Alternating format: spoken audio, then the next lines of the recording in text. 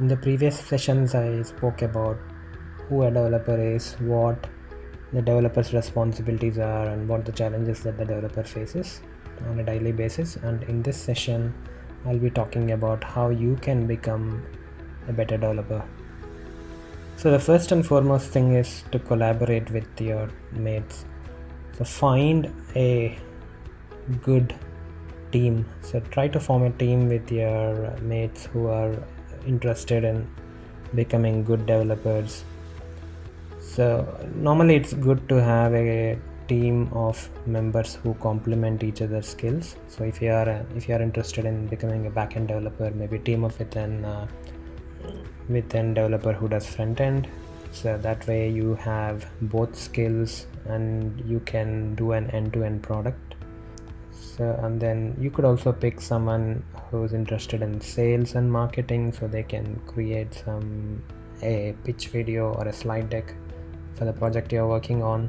So it's always good to have complementary skills. So collaborate and also find someone who's interested in testing, so that person can test the code you write.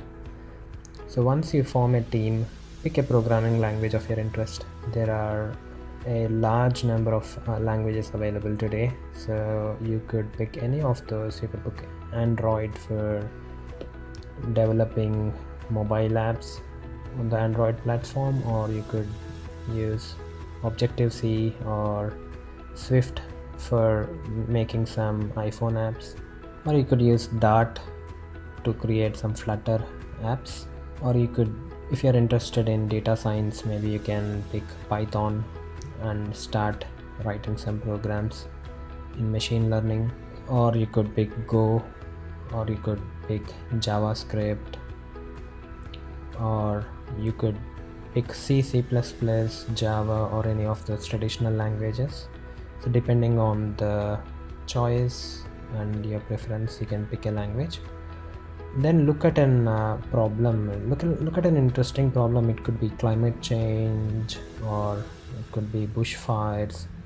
It could be anything. Just pick some problem space that's of interest and do some research on that and what are the existing solutions, and pick one particular problem. Or an hobby project could be related to your IoT devices in your home, or smart home related projects. You could pick anything. So some people pick Arduino or microbits to do a small hobby project.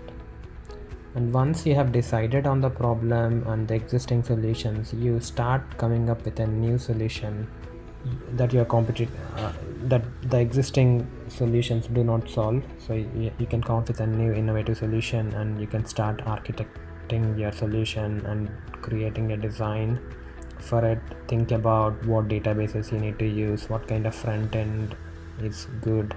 Should it be a mobile app or a web application?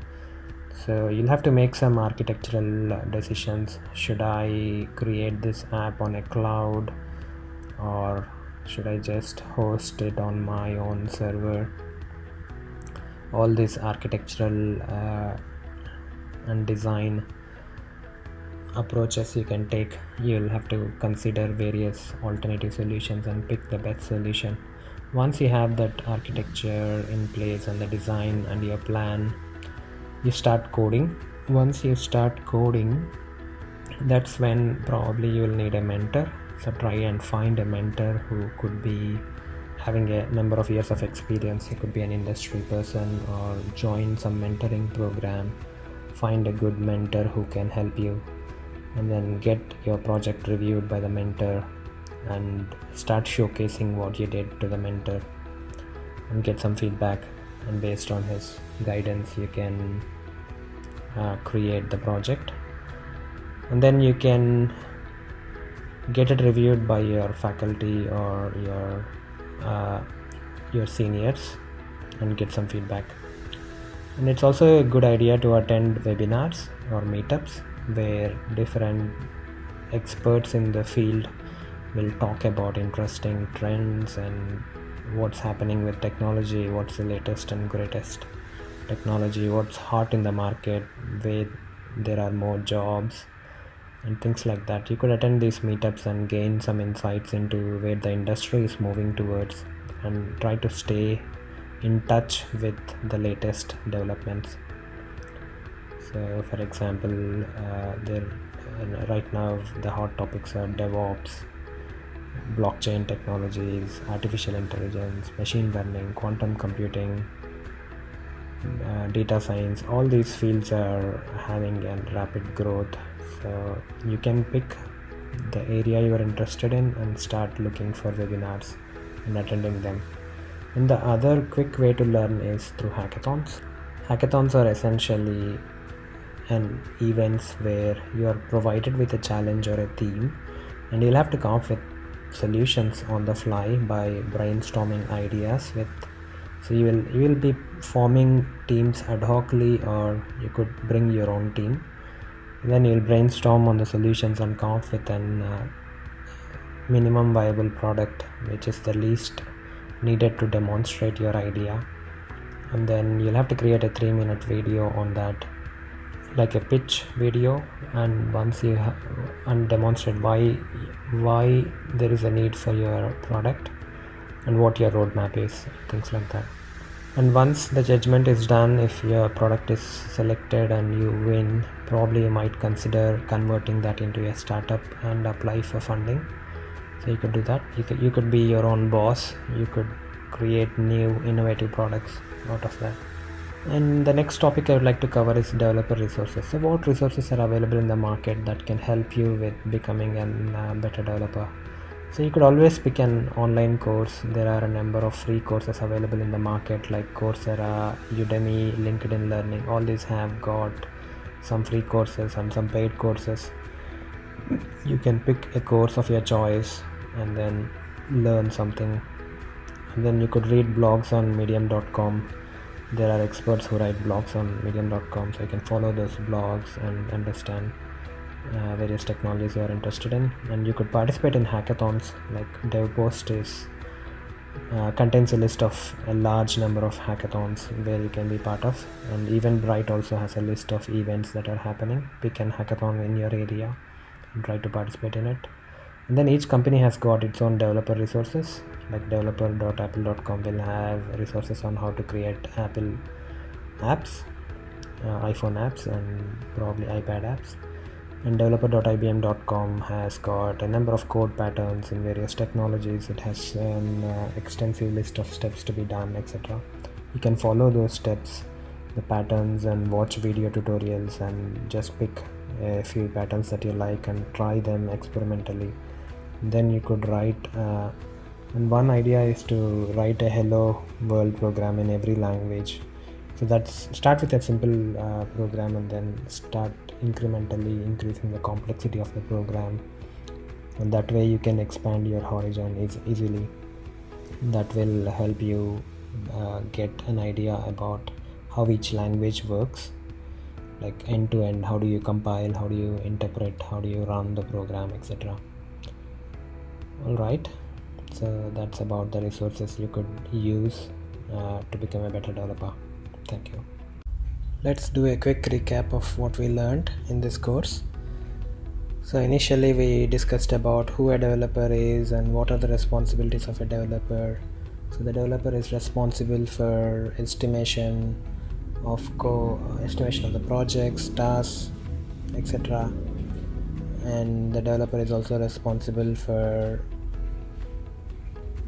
So let's do a quick recap of this course. So initially we learned about who a developer is and what are the responsibilities of a developer.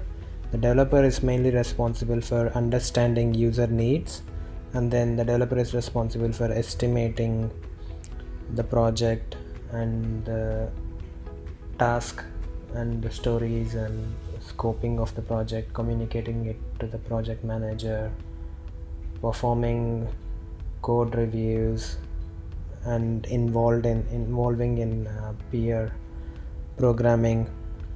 And also developer is responsible for creating some artifacts such as documentation, design documents, architecture, and product documentation, end user documentation, etc. The developer is also responsible for ensuring the quality of the code is maintained. And then we discussed about the challenges that a developer faces. The challenges could be with respect to errors in scoping, which can be overcome by using own experience and contacting seniors. And the other kind of problems is bugs. So bugs are inevitable, but you should always try to ensure you're following the secure coding guidelines and trying to find bugs in the early stage of the process to avoid losses. Then we saw about developer resources, how and why it is important to create a team with complementary skills, forming a team, picking up a problem and a programming language and an area of interest, trying to stay up to date with technology, working on your project, using the help of mentors to make improvements to your project, participating in hackathons, looking at developer resources by companies and trying to follow the coding patterns and watching video tutorials, attending webinars, etc. And that should help you to become a better and a professional software developer. I wish all my students good luck in becoming great, awesome developers. Thank you.